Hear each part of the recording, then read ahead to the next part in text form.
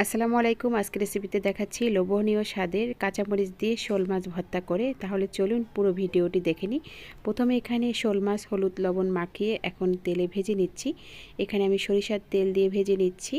এখন উল্টে পাল্টে ভেজে তারপরে রসুন কুচি, পেঁয়াজ কুচি, সেই সাথে দিয়ে দিচ্ছি কাঁচামরিচ, আর সেই সাথে দিয়ে দিচ্ছি সামান্য একটু জিরা আর ধনিয়া পাতা।